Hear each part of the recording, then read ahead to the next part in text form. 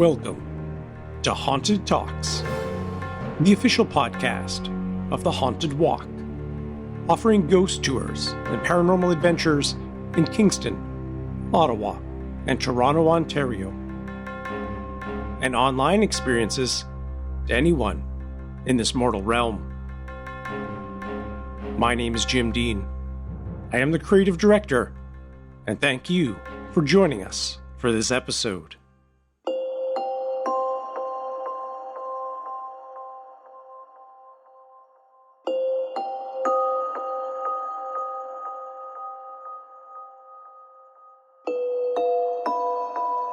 A few days ago, I received a message from one of our listeners with a very tantalizing question. It read, "I was curious if anyone on your end has had experiences with bruises appearing after being in a haunted location. I developed bruises like someone grabbing my hand and arm, but no one had physically grabbed me.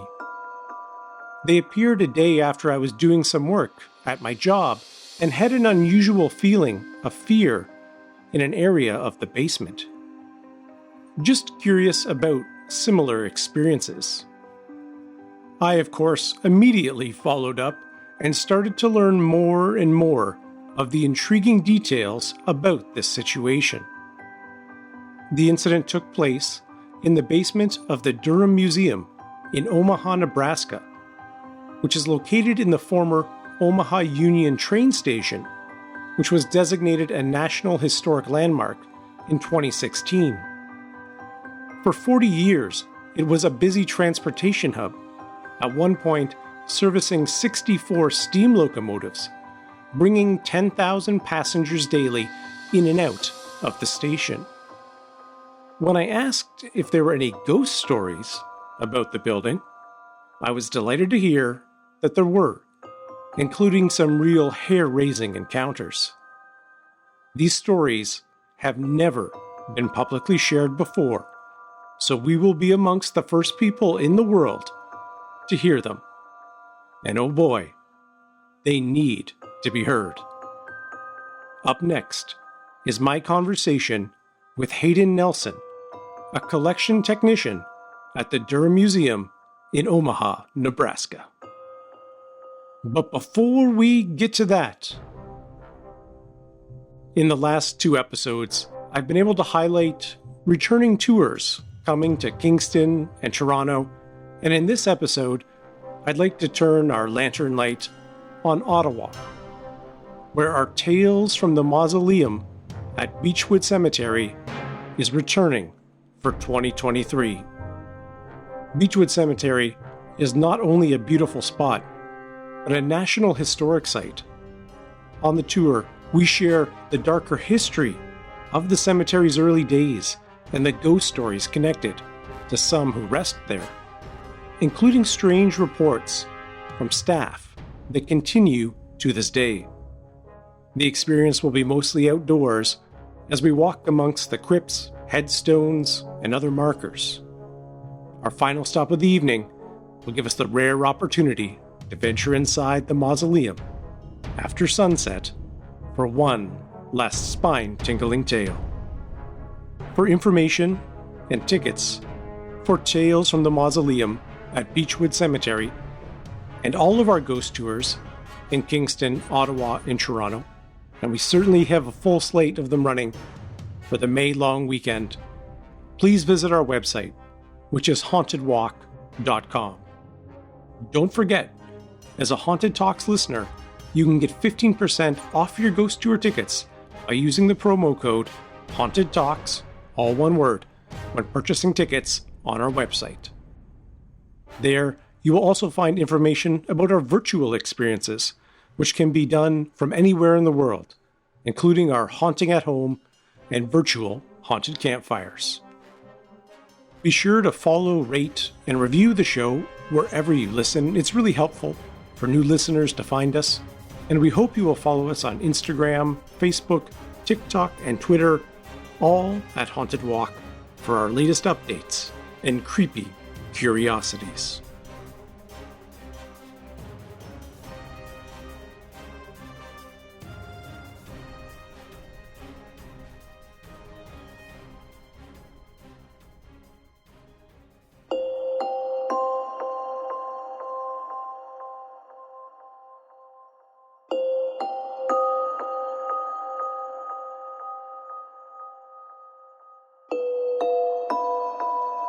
Haiden Nelson, since receiving your message the other day, I've been very anxious to speak with you as I think this is quite an interesting case. But first and foremost, welcome to Haunted Talks. Thank you so much. Before we get into what happened to you, perhaps we should start with some of the basics. Where do you work and what do you do there? My name is Haiden Nelson. I'm the collection technician at the Durham Museum. The Durham Museum is a history museum in Omaha, Nebraska. We are actually housed in what used to be Union Station, a pretty busy, bustling train station in Omaha. The building we're currently in was actually built in 1931 and then was a train station for 40 years until it closed in 1971. And then it was reopened as a museum in 1975. As a part of the collections and curatorial team, I just help care for and keep track of all of our objects in our collection. So that's anything from coffee cans and thimbles to, ball gowns and pianos. On the show, we're kind of interested in kind of haunted objects or weird objects. You mentioned a few there. Is there any other real kind of interesting pieces you've come across in working at the museum? We definitely come across some surprises. One item that we have no idea of its origins. We do have a small pillow in the collection that has blood on it, and we don't know why or where it came from. Amongst my team, we just call it the bloody pillow, but we don't know anything about it. Well, that's got to be a fun job, kind of taking care of the artifacts, cataloging them. For me, anyway, it would be an extremely fun and interesting thing to do. Now, maybe you could tell us a little more about the physical structure of the building itself. When I first got your message, I was picturing something kind of like a small train station, but it's really quite a big, impressive structure. So I wonder if you could kind of give us a little visual tour of what the museum is like, and even maybe some of like how the different spaces are used. The station is built and designed in the Art Deco style, so it's gorgeous. The original terrazzo is still lining the Great Hall floor, and we're actually actively getting the ceiling restored right now. So we have workers, repainting and reapplying the aluminum leaf, and so it's a very ornate space. Today, that main waiting room, we refer to it as the Great Hall, and it's where guests enter. So there's historic photos of soldiers going off to, World War II. And, it's just the waiting room is full of soldiers and their families. So it used to be a very packed place. When it became a museum, all those different areas that served as storage, offices, machinery areas, those have all been repurposed into our offices, our classrooms, our storage space, our exhibit space. And how many floors are in the building? There's 4 floors, including the basement. So there's the main level, and then offices above that. And then there's like a little mezzanine where we have some more offices. And then we have the exhibit level kind of below that, and then the basement. Which we will get to very shortly. Yes. Now, it really caught my attention when you mentioned it was an old train station, as there are many of those that seem to have haunted reputations. During our virtual haunted campfire on Haunted Vancouver, we heard about the strangeness associated in the vicinity of Waterfront Station, particularly on the railway tracks north of the building. There are eerie accounts of a spectral presence believed to be that of a rail worker. According to local lore, on rainy nights, witnesses claim to have encountered the ghost of Hub Clark, a brakeman who met a gruesome fate in 1928. As the story goes, Hub Clark was diligently carrying out repairs in the rail yard when he slipped on the slick tracks, rendering him unconscious. Tragically, an oncoming passenger train inadvertently ran him over, resulting in his decapitation. Since that fateful incident, reports have emerged of sightings of a headless figure, believed to be the ghostly manifestation of the ill-fated brakeman. Witnesses describe seeing this ethereal presence wandering the tracks, clutching a glowing lantern in his hand. There are quite a few other examples. Lime Street Station in Liverpool, England, has a haunted signal box. Grand Central Station in New York City has a ghost train to hell. And these places seem to have the same characteristics that we see in places like haunted hotels or haunted theaters, places that a lot of people have traveled through or passed through with their own personal baggage and experiences and what's ever going on in their lives, but always in a very transient kind of nature. So, with that to set the stage, Hayden, I have to ask you, is there any reason to believe the Durham Museum might be haunted? May we have your attention, please? Well, that was perfect. The Durham Museum? Yes, that was great. That was great. The voice of the museum has spoken. That's great. Come back. Well, there are certainly some odd and unexplained occurrences that have happened on all levels of the museum. So I will start our tour in the Great Hall, especially after it's gotten dark, after our staff members are closing up the museum. It's very quiet, but that also means that they can hear footsteps when no one's there. They hear doors creaking when there aren't any doors opening or closing. But there is one story that I did want to share that a coworker shared with me, and it's an experience that happened to his son when he worked here. His son worked here on our facilities team, facilities or maintenance team. And this was back in the day when we would have scout sleepovers. And so I believe this event was a Girl Scout sleepover in the Great Hall. And the members of the maintenance team would stay overnight and work in shifts just to make sure that the kids were safe and the building was secure. So this worker was here overnight and had stationed himself at the old guard station or the old front desk that we have in the Great Hall. And he was, sitting there looking at some paperwork when he heard a noise in the West End, where there's a double set of doors and you can take stairs to go up or down. But he did have to leave his desk to get up and go see what that noise was. And there was nothing there. But when he came back to the desk, his papers were gone. And he was like, no one else has been here. The kids weren't messing with my papers. What happened? So he actually looked at the security camera footage that's looking at that desk, and reviewing that footage, his papers actually disappeared as he crossed in front of the view from, blocking the view of the camera from the papers. So they were gone as he moved across. Oh, wow. Yes. Now I have to ask, do you have that footage? We do not, unfortunately. Oh, wow. That's a great, okay. Well, you've caught my attention right out of the gate here. Very interesting. Were the papers anything of particular of note, or? Just mundane, an event sheet or something. So nothing that couldn't be reprinted, but just where did they go? I have a lot of questions. I'm going to save them until you get through more of them. But what else has happened that's kind of strange or eerie in the museum? Also in the Great Hall, sometimes a shadowy figure is seen. People have reported a figure, wearing a cowboy hat and heard footsteps with spurs. So it's possible that there's some sort of cowboy that came through the museum maybe when it was still a train station. But different people have reported experiencing that as well. Interesting. A cowboy, potentially. Okay, so we're starting to get maybe our first clue as to who or what this might be.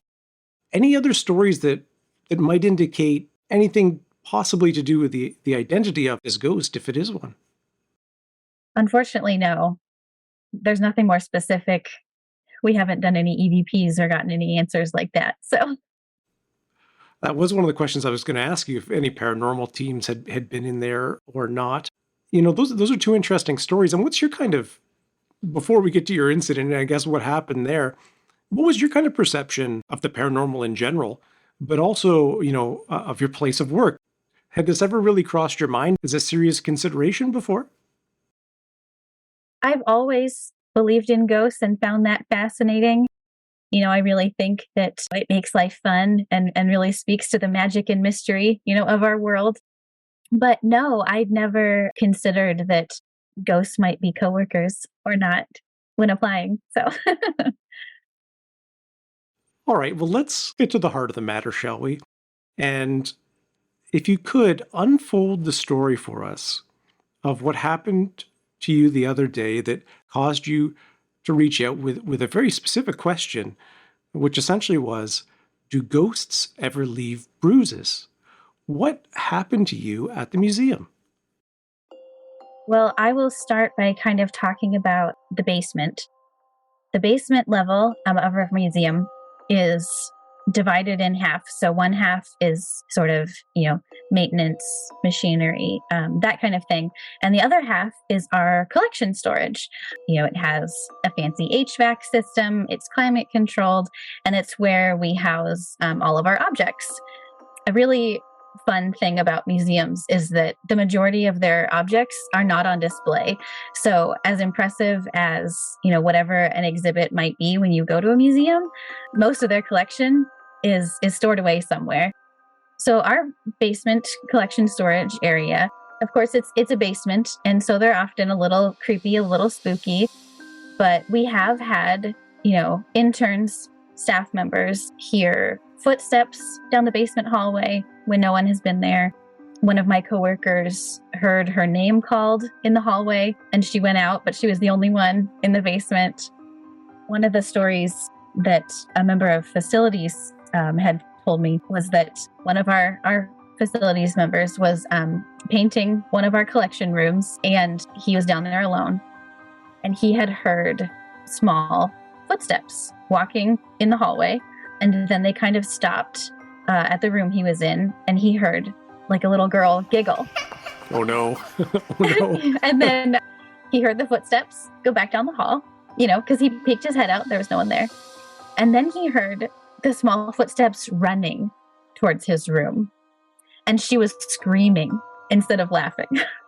Oh my. And so this member of our facilities team ran out of the basement and did not finish his painting. And so another coworker had to finish it. But he never went back down in the basement after that happened. Hard to argue with that decision. Oh, wow. I think you've been downplaying the ghost stories a little bit. That is terrifying. Yes. There's one area of the basement that's kind of offset from the rest of the collection storage. It's actually a small corridor from the previous 1899 station that was on this same footprint. So it just wasn't repurposed when, the new station was built. And so it still has, that same architecture. So it doesn't have the HVAC system. It doesn't have lights. And it's just this corridor of these little arched rooms. And we're not 100% sure what they were used for. Probably storage of some kind. Amongst the staff, it's colloquially known as the catacombs. That's what we call it. And of course, the rumor was that when someone would pass away on a train, their body would be taken down there, and it's very spooky. However, when we were speaking to a man who actually used to work at the train station, he said that no, if someone passed away on the train, which, is bound to happen, they were actually taken to the small hospital on the main level, which makes a lot more sense. It's easier to access. But he did say that actually that catacomb area was used by the red caps, what they're called here, or the porters, to smoke and drink and play cards as kind of a break room. However, I've always kind of found that area of the basement kind of nice and cozy. It's humid. I think it's exciting in there. However, when I went in there on this day in question, it felt very different. I just had this real fear, this nervousness feeling in the pit of my stomach, and that's not usual. That's not usually how I feel when I'm in that space. And I'd gone in there because there was a really old ladder in there, and I wanted to take a look at it, maybe add it to the collection, because we do have objects from the building's time as a train station as part of our collection, so we can preserve our own history as well. And so I went in there to check that out, see if I could move it by myself, which I couldn't. It was too heavy. But, I just had this not great feeling, which was really weird. And so I said, okay, goodbye. I'm going to leave. So I moved on. And then the next day is when I woke up with these bruises on my arm, and it really looked like somebody had, grabbed my hand at the wrist, and then there were 5 fingerprint-shaped marks on my forearm. I definitely tried to debunk it any way I could. And I think that, even though I do believe in ghosts, I think that it is just going to give you stronger evidence if you can debunk anything that might be something else. And then what you're left over with, who knows? But I really could not line it up with anything. I couldn't line the marks up with anything else that it might have been. And so I've been thinking about it for a few days.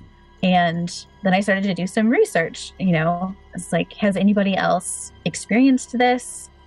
And I was like, well, I know you guys do the ghost tours and have your experiences. And so I was just curious if anybody else on your team had any anecdotes in that area. Yeah, the picture's quite interesting. And yeah, you can find that on our website, hauntedwalk.com/podcasts, in the show notes. If anyone hasn't seen it yet or didn't see it on the social channels, it's strange. And the first question I was going to ask you, were you moving furniture the day before or, something like that? But it sounds like you've done a pretty good job trying to, as you said, kind of debunk it. And from our research, our ghost tours and all the guests I've had on the podcast and things, physical interactions with kind of paranormal entities does happen, but it's very rare where we see bruises or scratching or something of that nature. Probably the two most noteworthy cases are the Sally House in Atchison, Kansas, which we covered in episode 133, where male visitors in particular are often left with some real nasty scratches, kind of like bleeding scratches. And the other we heard about from our friends at City of the Dead Tours in Edinburgh, Scotland, when they were on a virtual campfire with us. And that's the notorious Mackenzie poltergeist, a vicious spirit believed to attack visitors to Greyfriars Graveyard. And there are many documented cases that tour company has of bite marks, bruises, scratches, and burns sustained by unsuspecting tour guests. So on one hand, you're very lucky in some cases to have had this experience, but I'm kind of wondering what happened next, in particularly how you felt. Has it changed your perception about being in that space, or has it kind of piqued your curiosity, or I guess emotionally, how are you dealing with this? Kind of the victim perhaps of like a paranormal, I don't want to say attack, maybe that sounds too strong, but an encounter potentially of some sort. I definitely don't feel afraid to go back in the basement. I don't feel, afraid of that area since it was so out of the ordinary. I really do think that perhaps the museum today is kind of like the train station it was, and perhaps they were just passing through. But I also think it's an example of, just listen to your gut reaction. If you have that fear response, so you don't feel like something's right, you can listen to that because it might be telling you something important. Are you hoping that you have another encounter down there? Maybe not something that leaves physical marks upon you, but are you hoping that maybe something else does happen when you're in the space to kind of, I guess, confirm to yourself what you initially experienced? Or are you really hoping, like, I hope that never happens to me again? I wouldn't mind if they wanted to interact with me again. I think, a little bit of me is, always like, oh, I hope I see something today, just because it's so fascinating and it just feels like one big universal mystery, right? And anytime we have any of these encounters or, an experience we can't explain, it's kind of like we're getting another tiny clue into that. Yeah, that's well put. Certainly, I don't have the answers for you either as to what possibly occurred, but a couple things you have said have kind of sparked some ideas in me. And those two things are, first and foremost, I referred to this right off the beginning of the show without thinking about it too much, is just, the question we always ask ourselves or we consider are people haunted, are places haunted, or are objects haunted?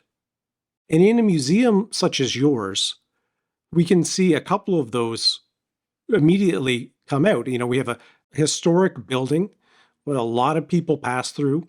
People died in or had the remains in the building for a period of time. And then you have an incredible collection of artifacts, each with their own unique story or backstory that we sometimes we can't even comprehend. And as historians, sometimes all we know are kind of the bare bones. This person owned this, it was sold here, it was acquired this way. But often those, it seems like objects can be infused with some emotion or some residue that can occur. So that was kind of my first thought. And the other thing you mentioned made my eyebrows slightly raised.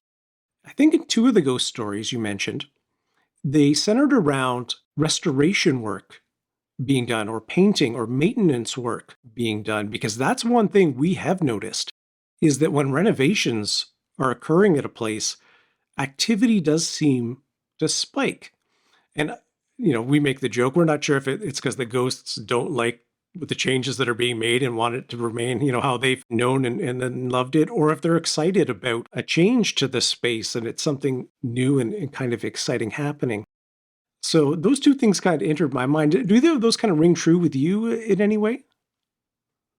I'm not sure about the activity in the Great Hall, just because that's been happening for so much longer than the restoration work has been happening. As far as the basement goes, it is possible that if they're a sentient ghost, if they're interested or confused about what we're doing, we never have anything as strong as a full-bodied apparition down there. But it's definitely possible that that activity would raise some interest there. Well, I think your story now, particularly the one about the little girl laughing and then screaming and running towards the poor guy, these are two great stories. And, it is extremely rare, maybe even more so than kind of physical interaction, is kind of seeing a full body apparition. My lights just flashed. Oh, perfect. Actually, on the topic of full-bodied apparitions, a little girl, not sure if it's the same little girl as the one in the basement, but a little girl has been seen in one of the restrooms by different coworkers who have spoken to me separately. So they didn't, plot out their stories beforehand. The women's restroom down by our lecture hall seems to have a lot of activity. I'll start with my brief experience with it. I was walking down that way to the restroom one day, and I crossed paths with one of my coworkers as she was coming out. We chatted, for a minute. No one else was around. And then I went in the restroom. As I was washing my hands, an older woman guest said to me, "Oh, is that little one out there yours?" And I said, "No." Immediately kind of taken aback that she would think that I looked old enough to have a child at all. And so I went back downstairs to the basement where my coworker and I were working. And I said, "Can you believe this woman thought I was old enough to have a child?" But as I was speaking with her, this same coworker that I'd just run into outside of the restroom, she realized that while she was in there, she saw a little girl go to the stall next to her, through the gaps in the stall. And no one came out while we were talking, and no one was in there when I went in. And then this other guest, we were open that day. There were other people, around. She had obviously seen a child unattended. And so, we were just kind of blown away. We were like, "Oh, that's weird." So I started asking my other coworkers if they'd had any other experiences. And another woman I work with, she had been working an evening event. We have family nights with Santa. And so she was, checking the restroom, making sure everything was in order. And she saw a little girl standing outside the restroom, alone, nondescript, and didn't think anything of it. But then later, she was like, it was odd that she was unattended, didn't have any parents or anything. So I was like, okay, I'll log that away. Then an additional coworker who actually used to oversee some of our front of house, food service. She was working on a Sunday, and we opened later on Sundays. And so she was there, again, before we were open, making sure everything was okay, and actually saw a little girl in the bathroom, but her brain didn't think anything of it at the time. And then later she realized we weren't even open yet. No one should have been in there. And in getting ready for this discussion with you today, I tracked down a few more coworkers and said, okay, I need to know your stories. And so I got another coworker's story about that same bathroom. there was another member of that maintenance team closing up at the end of the day, and he went to check that bathroom, and there was a little girl in there again. And he said, "Oh, where's your mother? And do you have a mother? And, is your mother around?" Whatever he said. And she said, "No, there was no one with her." And so then he kind of turned, and then all of a sudden there was an old woman there. And she said, "Oh, that's my granddaughter. I'll take care of her." And he said, "Okay, well, we're closing soon, so you guys need to get out of here." So he went back into, the hallway and was going to let them finish up and wait for them. And they never came out. And he went in and they were gone. So we have seen some full-bodied apparitions there, I guess. Those are incredible stories. Are the physical descriptions very similar as far as, I don't know, things like hair color or dress? Do you see any similarities along those lines as well? Everyone describes the girl as just wearing a skirt or a dress. No one can be very specific. I'm wondering if it's just one of those things where your brain just accepts what it's seeing and doesn't actually take the time to get too critical about how tall she is. What does her face actually look like? You just accept, this girl is here. And then you think about it later and you're like, oh, that was actually weird. Yeah, hold on a minute. Yeah. Well, I mean, to me, that would immediately send me to the archives investigating if there are any stories about the station related to young girls, deaths, tragedies. I mean, that's the obvious place, I guess, to start, or in the surrounding area. Have you looked at all for that yet? Or is there anything like that already exists in kind of the museum historical records? We have not looked into anything like that. And honestly, I'm not sure where I would start as far as researching anything that happened on the trains themselves. Events that have happened in the surrounding area, the surrounding neighborhoods, those might be in the newspapers. But no, that's something we have not looked into. It's always a good challenge to try to source that out. But wow, that's extremely interesting.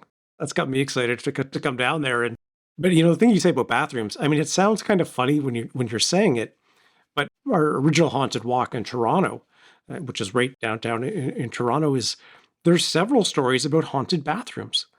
We can't explain it. I mean, sometimes there's a tragic event that occurs in them, but not always. It's more common than you would think, and this is just another kind of example of that. Now, the marks on your arm, if that was someone grabbing you, does it look like adult hands, or could it be the hands of a young girl? Well, I do think that they're big enough that it was probably an adult hand. The fingerprints were about the size of my fingers, or even a little bit bigger. So I'm not sure that it would have been the exact same entity as the little girl that keeps showing up around the building. Unless Grandma mistook you for the young girl That's and wanted right. you to get Yes. moving. Yes. Another example of a figure that has been seen is actually a ghost dog. When our head of facilities comes in the morning, sometimes people see a ghost dog that will greet him wagging its tail, and then it'll kind of follow along just ahead of where he's going as he makes his path along the exhibit level, and then it will run down trackside and then disappear. And it's not every day. It seems to be less likely to happen when it's cloudy or rainy, which sort of is the opposite of what you usually hear as far as ghost stories. So to kind of describe that space, the train station building is located right next to the train tracks. When it became a museum, we actually enclosed that closest rail line in the building. So we have, train cars and a steam engine and a caboose on the tracks, but actually inside the building. So when the ghost dog runs down trackside, it's still in the building, but once upon a time, that would have been outside on the platform. So I think that's just so special that he gets to see that sometimes. No kidding. And is it kind of like a big dog or a small dog, or how does he describe it?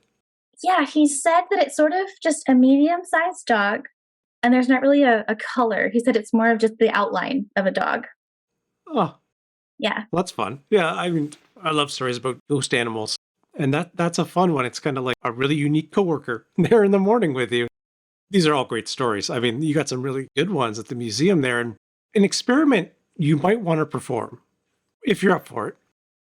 It does seem like the little girl ghost or entity might be the most prominent one.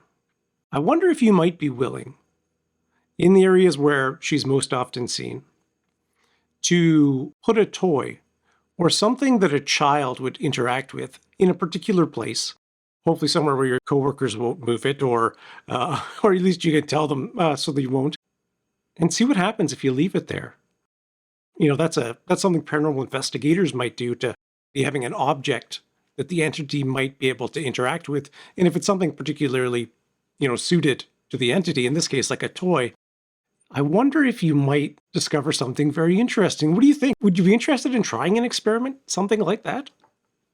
Yeah, that sounds like a great idea. I think that would be definitely fun to check out. I'll have to double check with my manager, but I'm sure that I can report back to you on that. I could look into the haunting at home and do it here. Totally. You should, absolutely. I have to do it at my house. Yeah, we'll have to have you back on if anything happens. It's a great spot you got there. Haiden Nelson, it's been a lot of fun to have you on the show, and I really appreciate you reaching out. And if any of our listeners out there, do have their own personal experiences, we always love to hear them. And you can get in touch with us through our social media channels, or you can email me directly, jim@hauntedwalk.com. I imagine a lot of folks out there are now very interested in visiting the museum. I certainly am. What's the website? You can go to durhammuseum.org, and we would be more than happy to have anyone come and check us out. Next time I'm in Omaha, Nebraska, I'm putting that as my number one stop on my things to see and do list. Excellent. Thank you so much. All right. Take care. Thanks.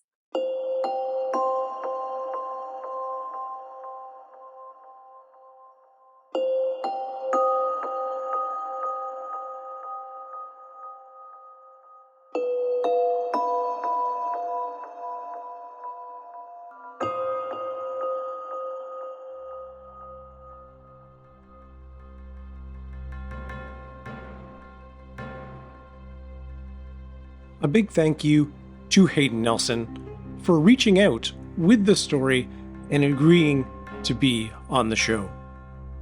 If you have something spooky going on at your place of work, or a story you would like to share, always feel free to reach out to us through Facebook, Instagram, TikTok, or Twitter, or by emailing me directly at jim@hauntedwalk.com. You can also find the Durham Museum on Facebook, Instagram, and Twitter at the Durham Museum. For information about our Tales from the Mausoleum tour at Beechwood Cemetery in Ottawa, or any of our ghost tours in Kingston, Ottawa, Toronto, as well as our online and virtual experiences, please visit our website at hauntedwalk.com. Don't forget to use that promo code Haunted Talks to get 15% off all your ghost tour tickets. Be sure to follow us on Facebook, Instagram, TikTok, and Twitter for our latest updates, spooky memes, and other creepy curiosities. As always, a special thanks to our Haunted Talks team, including Michelle Dennis, our outstanding audio editor. Until we meet again, sweet dreams.